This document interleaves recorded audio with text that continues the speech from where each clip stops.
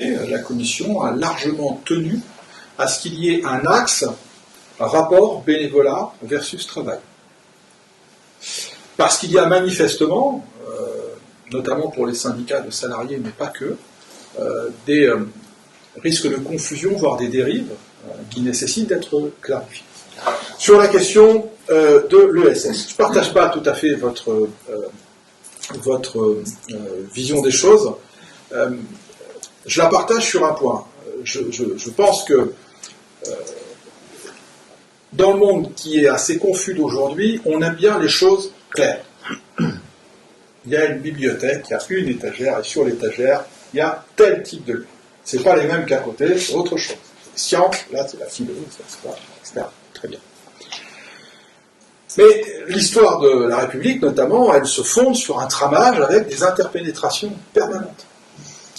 Et rendre clair, et donc quasiment hermétiser des façons d'agir, des méthodes d'agir, qui sont par définition enchevêtrées, c'est ou les condamner, ou en refuser finalement l'attrait.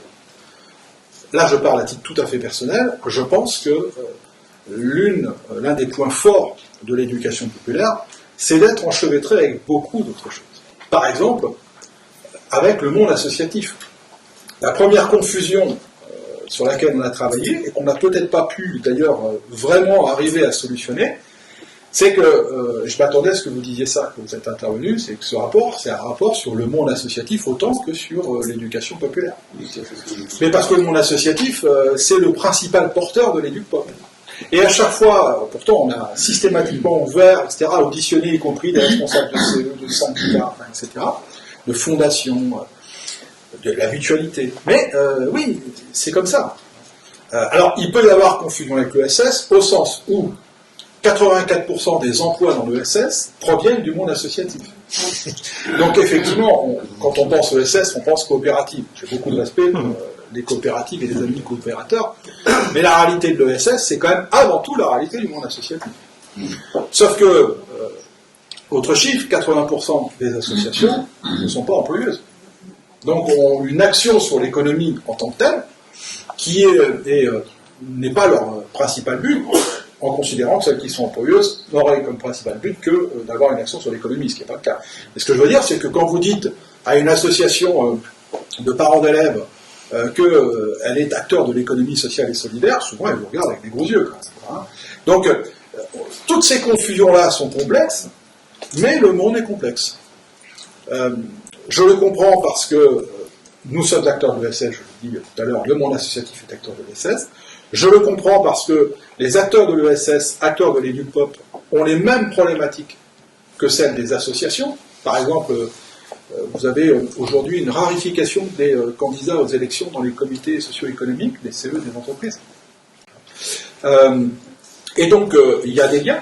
Hein, mais je pense que il y a aussi des situations très différentes. L'une des principales coopératives en France, on parle de l'ESS, c'est la coopérative des centres Leclerc. Alors effectivement, ce sont des coopérateurs qui se rassemblent, mais enfin des coopérateurs qui sont propriétaires de magasins et les exploitants. Donc, si vous voulez, il y a inévitablement en termes de recherche de l'intérêt général, dans ce cas-là, des différences. C'est pour ça que, ok, et vous avez raison, et il y a, non pas une confusion, mais un enchevêtrement, c'est vrai. Les UP que nous représentons tous ici, est-ce que vous le percevez un peu comme un fer de lance de l'éducation populaire ou comme une sorte de masse informe et un peu ectoplasmique, si vous permettez l'expression, on ne sait pas trop où situer ou dans ses finalités, dans ses actions.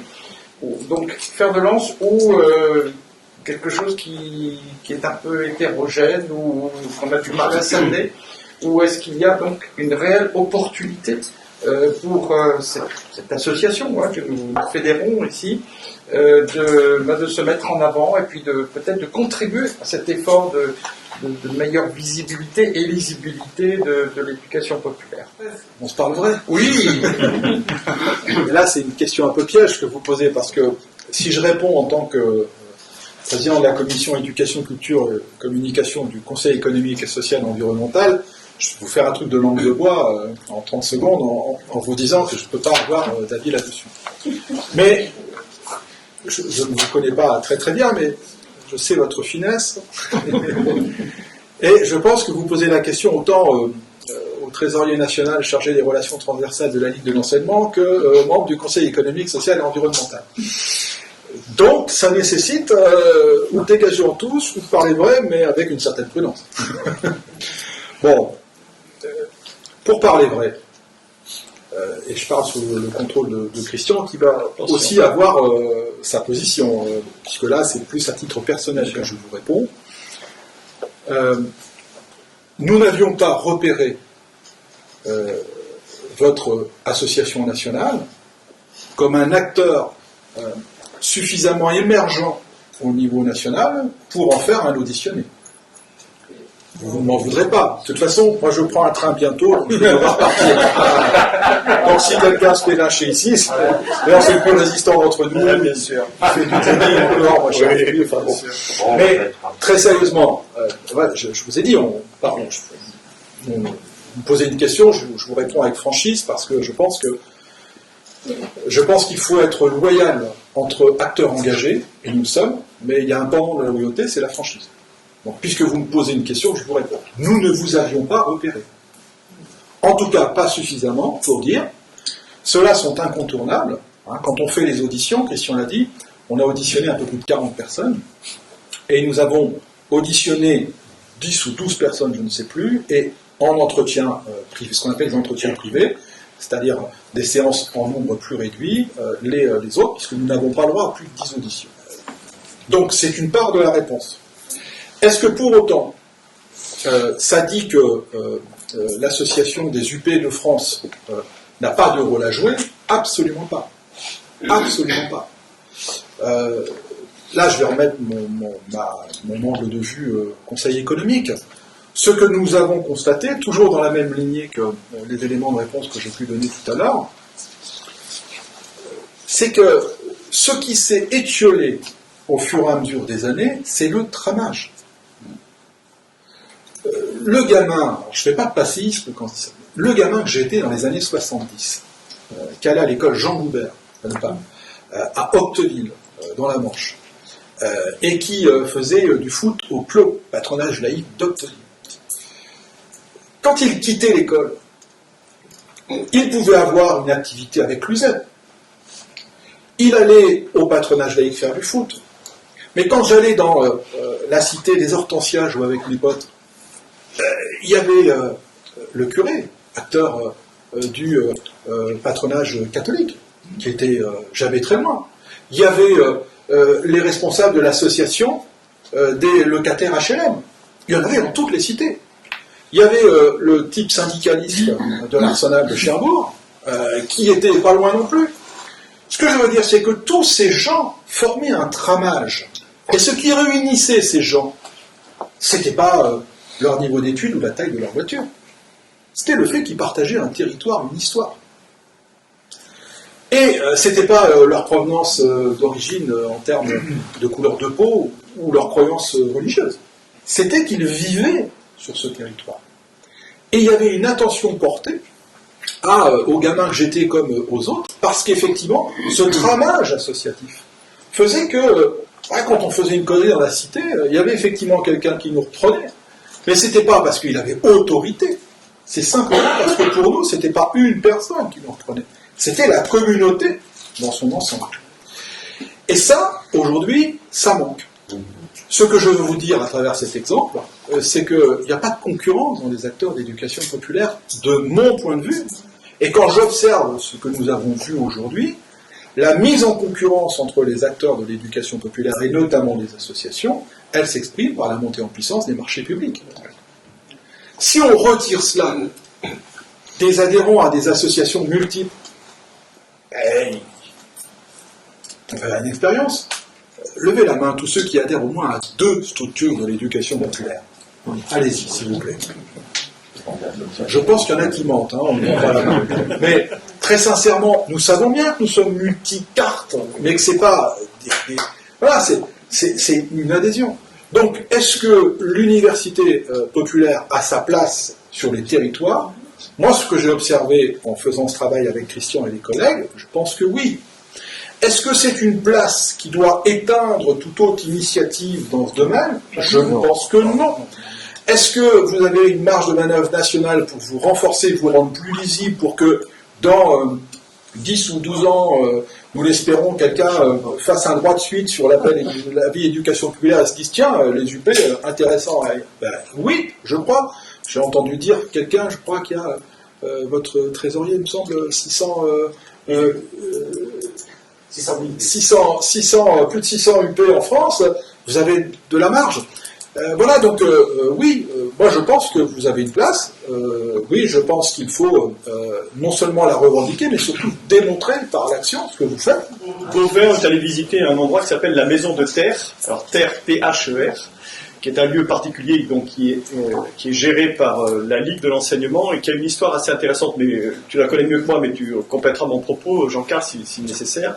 Et effectivement, la Ligue de l'enseignement, qui avait des locaux dans le centre de Beauvais, a souhaité à un moment donné déménager et s'installer ailleurs. Et ils ont trouvé un espace assez atypique, qui était un espace complètement à l'extérieur de la ville et dans la zone industrielle et commerciale, au milieu des grandes surfaces et des zones industrielles. Je crois que la plus grosse entreprise, c'est Massey Ferguson, qui fabrique notamment des tracteurs et autres machines agricoles. Et donc, ils se sont installés là et ils ont conçu un projet où, dans ce projet, dans cette maison de terre, on a trois espaces dédiés assez particuliers. Une crèche, qui est évidemment très très vite a eu du succès parce qu'on se trouvait au milieu du lieu où travaillaient les gens. Donc effectivement, une crèche parentale, donc avec, là encore, des méthodes, des démarches spécifiques à l'éducation populaire, avec le lien avec les familles, le lien avec les parents, la bienveillance, etc. Donc il y a tout un travail qui est conduit. Il y a aussi, et c'était très intéressant, un atelier d'insertion professionnelle qui a été mis en place dans cet espace-là, où, là en l'occurrence, c'était du repassage, conciergerie. Voilà, conciergerie pour être très précis, et donc effectivement, où, là encore, à travers des accords, Pôle emploi, etc., ministère du Travail, donc un atelier d'insertion qui remet le pied à l'étrier. Donc là, il y avait une dizaine de personnes qui étaient présentes, et il y a tout un travail de suivi, de formation, etc. Et puis, troisième espace, qui est un espace sportif, là encore très intéressant, puisqu'effectivement, dans la pause méridienne, notamment des gens qui travaillent chez Massey Ferguson et dans les autres petites entreprises du secteur, eh bien, on vient faire sa séance de sport ou sa séance de yoga, etc. Et donc là, on a une structure polyvalente qui est très intéressante parce que effectivement, alors il y a eu tout un travail de réflexion évidemment en amont pour sa mise en œuvre, mais le choix qui a été était de sortir du centre-ville au fond et de venir là où vivent les gens, au fond, enfin, en l'occurrence là où travaillent les gens. Parce qu'ils n'y vivent pas, évidemment, c'est une zone qui est complètement désertée le soir, mais là où travaillent les gens, et en apportant des services avec une qualité éducation populaire, si je peux appeler ça comme ça, tout à fait particulière. Et c'est quelque chose qui fonctionne vraiment très très bien. Les membres de la commission qui nous ont accompagnés ont tous été bluffés, parce que honnêtement, le travail qui est conduit là est vraiment remarquable. En plus, on a eu droit à tout un échange avec les organisateurs, les animateurs de ces ateliers, et c'était vraiment très très très très très riche. À la fois, on a pu mesurer d'ailleurs la puissance du bénévolat, c'est-à-dire que le temps consacré par les bénévoles, et puis la puissance aussi des salariés qui sont là, parce que pour encadrer un atelier de réinsertion, il faut recruter des salariés qui ont des véritables compétences sur ces questions-là, idem sur les activités sportives, idem sur la crèche, on peut pas ouvrir une crèche même parentale comme on veut. Donc c'était vraiment très intéressant, et tout ça c'est vraiment dans un même espace, parce que pour le coup on était vraiment dans l'innovation sociale. Et c'est assez récent d'ailleurs, Jean-Pierre, je pense que c'est 5-6 ans. 5-6 ans. Tout le début de ce travail que Christian a dit provient d'un diagnostic territorial fait par les bénévoles de l'association, diagnostic territorial sur cet espace, la zone industrielle et artisanale et commerciale de terre, qui les a amenés à aller à la rencontre des gens qui travaillent sur place, entrepreneurs, salariés, syndicalistes, etc. Et alors les interpeller sur leurs besoins, et non pas apporter des réponses à leurs besoins, parce que par exemple, n'importe quelle organisation aurait pu installer une salle de gym quelle entreprise aurait pu se créer une salle de gym, il y aurait eu du monde. Mais il n'y a pas de salle de gym, il n'y a pas de machines et autres. Par contre, ils font du yoga, ils font de l'activité d'entretien, et ils ont un public qui ne va jamais dans les salles de gym. Notamment des caissières et des caissiers depuis 50 ans du Brico dépôt, je ne sais plus qui est à côté, qui viennent pratiquer de l'activité sportive, qui est une activité sportive de mouvement, de santé, et c'est pas un équipement comme la salle orange ou autre. Voilà, ça provenait de leur volonté était d'apporter des réponses dans le cadre de l'ESS, avec une construction de réponses avec des contenus des LUPAF, au regard de besoins exprimés par les services. Je rebondis un peu sur ce que vous disiez tout à l'heure, c'est que le secteur de l'éducation populaire est un secteur d'innovation. Et je voudrais là vous lire une phrase que j'ai relevée, qui est de Lucien Braun, qui était président de l'Université populaire européenne à Strasbourg, qui disait il y a de nombreuses années: l'enseignement se préoccupe-t-il toujours de bien connaître son public et ses auditeurs? Ceci étant de moins en moins homogène, il importe de s'adapter à eux et de reformuler les relations pédagogiques. Les UP devraient être le laboratoire privilégié de ces nouvelles pratiques. Or, aujourd'hui, avec ce que nous venons de vivre, cette crise, ces tensions, avec l'apport considérable des technologies numériques, entre autres, eh bien, je pense qu'on a là une opportunité également d'innover, une opportunité de se remettre en question sur les modalités de la transmission du savoir, les modalités, les outils et les pratiques et les contenus et la façon dont des nouvelles relations peuvent s'établir entre l'apprenant et celui qui détient une connaissance. On parlait hier de communauté apprenante, c'est vraiment quelque chose qui peut émerger ou nous faire réfléchir en tout état de cause pour faire un peu opposition aux professeurs qui délivrent un savoir à une assemblée muette et passive. Donc tout cela, c'est à mon avis aussi un vecteur d'innovation que nous pouvons explorer ou en tout cas faire émerger beaucoup plus au sein de nos différentes associations. La dame en rouge, je crois. Oui, alors moi je voulais partager un questionnement, une préoccupation, c'est pas une question précise en soi. Ça propose votre préconisation sur la place des politiques publiques, créer un délégué interministériel à l'éducation populaire, enfin, tout cet aspect-là des choses, et je suis très partagée parce que d'un côté, effectivement, ça me semble essentiel. Je ne vois pas comment on peut faire œuvre d'éducation populaire sans qu'il y ait un engagement des politiques publiques, mais en même temps, je crois que c'est vous tout à l'heure qui disiez quelque chose comme coordonner sans cadrer, mais s'il y a bien une institution qui nous a habitués au cadre et à cadrer de plus en plus, c'est bien l'État. Et aujourd'hui, d'autres collectivités comme les régions font de même. Et j'en veux pour preuve, pour ce que nous vivons nous en tout cas, l'appauvrissement, la réduction des actions de politique dans le cadre de la politique de la ville, où là c'est tellement cadré qu'à certains moments on se dit c'est même pas la peine qu'on dépose un projet. On en est là aujourd'hui. Hein. Je ne parle pas de la lutte contre le l'illettrisme, qui a pourtant une délégation interministérielle et qui est maintenant complètement passée sous le tapis. Donc un regard un peu dubitatif. Et en même temps, je pense que nous avons nous aussi un rôle à jouer parce que dans le cadre de notre université populaire, nous avons eu une commande bien particulière à répondre à une commande d'une collectivité locale et on s'est aperçu qu'on pouvait accepter cette commande en imposant notre regard, en mettant dans le cadre de ce qui nous était demandé, en y rajoutant un certain nombre de nos principes, en passant de l'individuel à une combinaison individuelle et collective pour les apprenants, ça tient. Par contre, c'est vrai aussi que ça fait partie de nos lignes rouges et que le jour où ça ne tiendra plus, nous on se retire de la commande publique. Donc voilà, je suis très dubitative par rapport à cette préconisation qui me tente et en même temps m'interroge. C'est intéressant, non, mais c'est intéressant parce qu'effectivement, on voit bien cette ambivalence au fond C'est-à-dire qu'on a besoin du soutien de l'État, et après ça c'est l'histoire, ça m'a frappé aussi, c'est qu'on a besoin du soutien de l'État, mais on veut garder son indépendance. Et donc il y a cette espèce de tension finalement interne qui est assez permanente. On l'a vu d'ailleurs dans le débat aussi sur la formation professionnelle que j'évoquais. Un des éléments qui est intervenu aussi dans le débat, c'était de dire, oui mais enfin si on fait des bacs pro, etc., ça veut dire que c'est l'éducation nationale qui prend la main. Or, l'éducation nationale, c'est pas l'éducation populaire, et en gros, ils vont déformer nos futurs stagiaires, nos futurs animateurs, ils vont en faire des animateurs éducation nationale, or, c'est pas ce qu'on veut.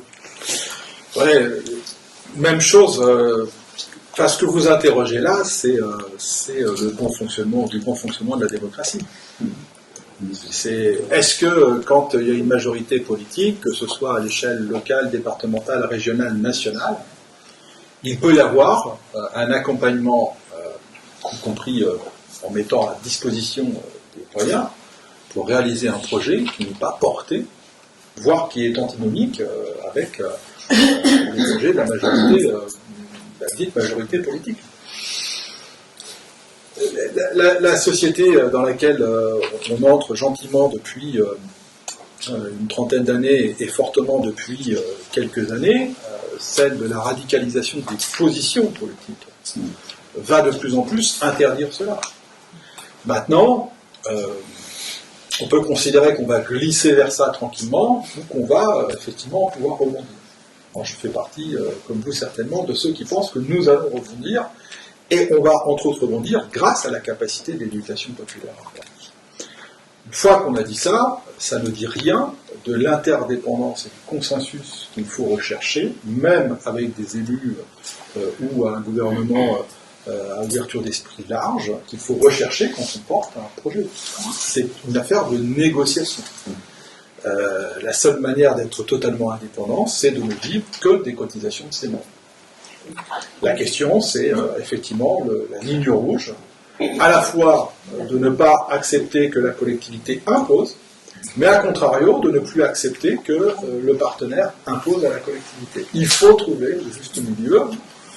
Moi, je trouve que c'est plutôt un exercice intellectuellement et démocratiquement enrichissant, à partir du moment où les acteurs recherchent bien cela. Ils ne cherchent pas à contraindre l'un ou l'autre. Mais revenir sur la question de l'université populaire. Bon, évidemment, ce qui me frappe, c'est que les situations sont extrêmement hétérogènes. Nous sommes au sein des universités populaires des gens qui n'ont aucun rapport avec l'université, ou les universités environnantes qui ne cherchent pas à en avoir, des universités qui se désintéressent totalement, et je crois que c'est la majorité des universités populaires. Par contre, je voudrais attirer l'attention sur deux choses. La première, c'est que le terme d'université est un terme formidablement porteur. D'abord, il est préservé, et c'est un véritable privilège des universités populaires de pouvoir s'appeler université populaire. Donc, nous avons ce privilège de pouvoir nous appeler université, avec tout ce que le terme peut comporter d'ambition, d'autosatisfaction, peut-être, d'une certaine façon. Et je suis frappé aussi de ce que les auditeurs de mon université, l'Université populaire européenne de Strasbourg, qui, comme le dit toujours Jean-Claude Richez, qui est un vieil ami de 50 ans, mais vous n'êtes pas du tout comme les autres. Mais si, on est comme les autres, sauf que l'histoire a fait qu'on est issu de l'université. On va avoir 102 ans l'année prochaine. On a eu 10 000 auditeurs avant le Covid, on en a 7 000 aujourd'hui. Donc on est une espèce de mastodonte.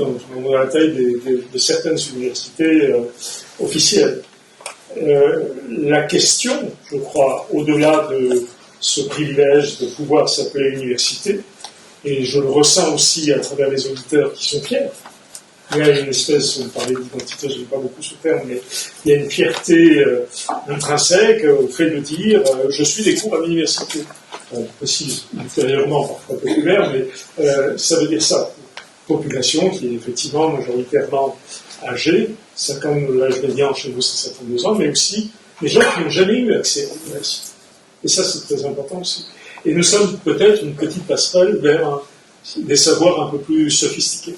Le problème, c'est que les universités n'ont qu'une préoccupation des universités populaires, sauf que et c'est ce qu'on essaie de faire avec Caroline, c'est faire, ou en quelque sorte obliger les universités à s'intéresser à nous. Et l'un des moyens, je trouve, et il nous est ouvert, hein, et on ne réussit pas toujours, c'est de faire venir les universitaires dans les universités. L'homme idéal, c'est le gars qui vient de prendre sa retraite. Il a une disponibilité qu'il ne mesure pas tout de suite au bout d'un an, mais au bout d'un an, il est vraiment bon pour venir enseigner à l'université populaire. Parce qu'il a envie de continuer à transmettre de manière différente, mais ça fonctionne. Ça fonctionne très très bien.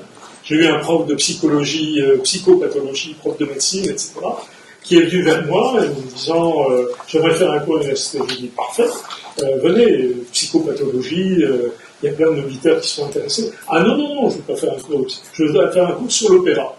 Donc il y a une partie à jouer quand on peut la jouer. Je mesure bien que c'est plus difficile dans les petites villes moyennes, etc.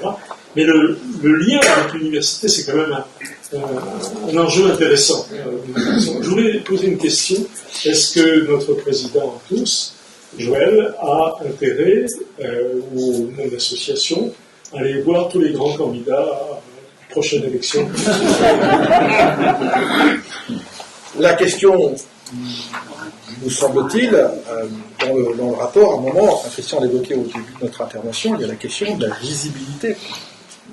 La visibilité du secteur de l'EduCop, elle peut se cultiver par la multiplicité de petites visibilités ou de plus grandes visibilités, ou par la structuration d'une visibilité, mais qui par définition va être plus large qu'un seul secteur. Moi je crois que le monde associatif et le monde de l'éducation populaire plus globalement, mais à commencer par le monde associatif qui est le principal acteur, s'il veut être visible, il faut qu'il soit capable de se rassembler pour peser. Il y a des millions d'adhérents aux associations en France.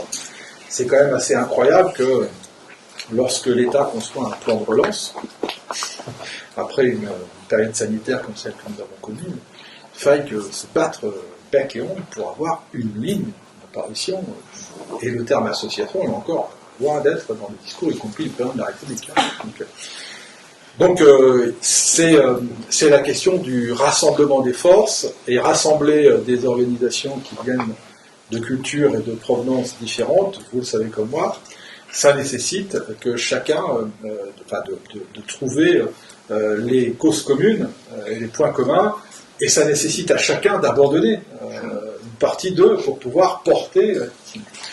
C'est une affaire de stratégie interne à chaque structure. Le poids du monde de l'éducation populaire, et dans le monde de l'éducation populaire du monde associatif, ne les impressionne pas. Mais le rassemblement nécessite inévitablement de rechercher les points communs, et forcément, plus il est fort, plus il est gros, plus le nombre de points communs, puisqu'on ne peut pas passer 50 messages. Je rejoins complètement ce que dit Jean-Carl. C'est au fond, c'est la question de ce qu'on appelle le plaidoyer aujourd'hui, c'est-à-dire au fond le lobbying. Le mot français plaidoyer aujourd'hui, c'est-à-dire qu'au fond, comment porter auprès des pouvoirs publics, des différents responsables, et ça effectivement, je pense que pour des raisons là encore d'organisation, de temps, de bénévoles, etc., ou peut-être parce qu'on n'y a pas suffisamment réfléchi au sein des organisations de l'éducation populaire, c'est qu'effectivement il faut avoir des relations régulières avec évidemment les élus du territoire, c'est une évidence, mais il faut y aller régulièrement, il faut être visible, là encore, de façon à ce que on devienne incontournable. Et je pense que, alors ça vaut au plan national, il faut un plaidoyer national, évidemment, sur l'éducation populaire telle qu'on l'a présentée ici, donc ça veut dire qu'il faut une structure nationale, ou en tout cas même informelle, qui porte ce plaidoyer, et surtout un plaidoyer, ça s'inscrit dans la durée. C'est-à-dire que c'est pas un coup, il y a une élection et j'y vais. C'est-à-dire qu'au fond, finalement, l'élection c'est l'aboutissement. C'est-à-dire que ça veut dire que depuis 5 ans, on y travaille, et que, quel que soit le type de l'élection d'ailleurs, ça va être une élection locale ou une élection nationale, et ça a véritablement du sens. Donc on voit d'ailleurs qu'aujourd'hui un certain nombre d'organisations de l'éducation populaire ou des fédérations travaillent sur des plaidoyers, c'est le cas de la jeunesse au plein air par exemple, la Ligue de l'enseignement y travaille aussi, un peu, c'est du lobbying à l'américaine, alors avec nos méthodes à nous, nos moyens à nous, mais qui sont effectivement de porter cette parole de l'éducation populaire Là, en l'occurrence, la jeunesse au plein air, c'est plutôt sur l'écolo que l'on travaille, mais voilà.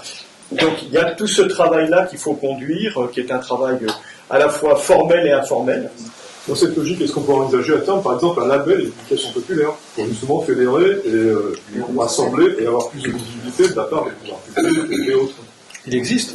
Il existe. La jeunesse éducation Il populaire. existe un agrément. Ouais. Jeunesse éducation Et populaire. une estampille, je veux dire. Le problème, alors c'est un débat qu'on a eu dans la commission, parce que certains conseillers et certaines conseillères souhaitaient passer de l'agrément au label, avec un espèce de tampon qui permette. La question derrière, c'est qui délivre ce label et en l'occurrence, sur quels critères? Un agrément, on sait ce que c'est. Voilà, donc la question, c'est comment on revalorise l'agrément, comment on remet en place des commissions qui, auprès de l'ex-ministère Jeunesse et Sport, produisaient ces agréments, et surtout, qu'est-ce que cela donne? Donc, il y a une réflexion là-dessus, qui n'a pas abouti dans le cadre de Frappant, qui est ouverte par ailleurs plus globalement, puisque ça fait partie des réflexions posées par le gouvernement sur la durée notamment de cet agrément, qui aujourd'hui est un agrément à vie. Est-ce qu'il faut le revoir? Est-ce qu'il faut avoir des exigences, etc. Ce que nous avions, nous, entendu de la part des responsables de l'EDUPOP, c'était globalement, si l'objectif c'est exclusivement de durcir l'agrément, alors que cet agrément ne donne rien, il ne faudra pas s'étonner que la plupart des associations, si vous leur dites tous les 3 ans il faut produire un dossier de 50 pages pour faire le bilan de vos actions et démontrer que, on ne va pas s'étonner qu'on n'est plus l'association d'éducation populaire agréée, quoi. Donc, la question, c'est pas seulement le durcissement, la question de la police, hein, c'est la question de à quoi ça sert. Pour que ça serve à quelque chose, il faut qu'il y ait des politiques publiques qui reconnaissent cet agrément. Et on en revient à ce chaînage, nous avons fait le choix de rentrer par là. C'est-à-dire par dire, il n'y a pas de politique d'éducation publique, d'éducation populaire. Alors que, ça ne vous aura pas échappé, lors du vote de la loi NOTRe, la loi d'organisation des territoires. On est dans les années 2013-2014, sous le quinquennat Hollande, c'est la loi qui a fondé les grandes régions, le redécoupage des régions, etc. On a focalisé sur les régions, mais il n'y avait pas que ça. Et entre autres, la question du fameux débat sur la sortie sur les collectivités de la compétence générale, qui faisait que les collectivités avaient des compétences affectées. Donc il y a une volonté du ministère à l'époque de dire, voilà, collectivité, compétence générale, et on sort de ce qui s'appelait pour les élus les financements croisés, hein, c'est-à-dire là où avant une collectivité finançait, maintenant tout le monde met au pot, et ça devient, c'est plus facile. Oui, ça n'a pas augmenté le budget global, donc voilà. Et donc on sort de ça et on réaffecte des compétences. Et il y a eu quand même dans le débat, une fois que ça a été affirmé, la volonté de défendre une possibilité pour la collectivité de pouvoir intervenir en dehors de ces champs fermés. Et ça s'est traduit par la mise en place d'une nouvelle compétence, dite compétence partagée. Elle n'est plus générale, elle est partagée. Et cette compétence partagée, elle a un certain nombre de secteurs définis. Je ne les ai plus tous en tête, mais il y a la culture, il y a le sport, entre autres, il y a les langues régionales, et puis il y a un petit truc qui est ajouté, qui est l'éducation populaire. Ça fait partie des compétences partagées pour l'ensemble des collectivités. À l'époque, il y avait une bagarre assez mémorable, que je ne vous conterai pas, mais qui a permis d'obtenir cela. Ça a vraiment été une bagarre, c'est arrivé à la fin. Et l'objectif de ceux qui portaient ça, c'était de permettre aux acteurs de l'éducation populaire d'aller voir leur collectivité pour revendiquer, ça fait partie de vos compétences partagées. Bon, c'est fait. Maintenant, les acteurs, c'est à eux d'aller pousser les portes. Et ça permet de revendiquer la mise en place d'une politique, dans l'idéal, dans la construction intellectuelle, d'une politique non pas nationale au sens étatique, mais nationale au sens où elle couvre le territoire national et qui pourrait se décliner à travers un certain nombre de choses. Aujourd'hui, l'État pourrait exiger, comme il le fait pour d'autres sujets, qu'il y ait dans ces plans, systématiquement, un axe éducation populaire. Il a le droit de le faire puisque c'est une compétence partagée. Le seul problème, c'est que l'éducation populaire n'a pas assez de pouvoir auprès de l'État encore aujourd'hui pour exiger et obtenir de l'État qu'il le fasse. Mais il ne faut pas que vous perdiez confiance, au contraire, puisque vous êtes un acteur qui allait peser de plus en plus auprès des pouvoirs publics, grâce aux visites multiples que va faire votre président, mais surtout grâce à la qualité de l'action que vous faites sur le terrain. Donc voilà, c'est la capacité de se rassembler pour pousser ce type de choses qui est peu effective. Je mesure le poids qui pèse sur mon épaule.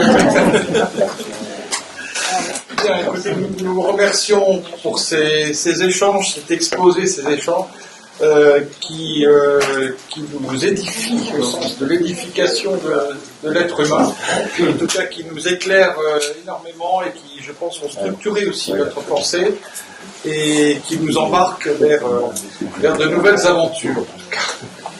Merci beaucoup. Merci de votre accueil.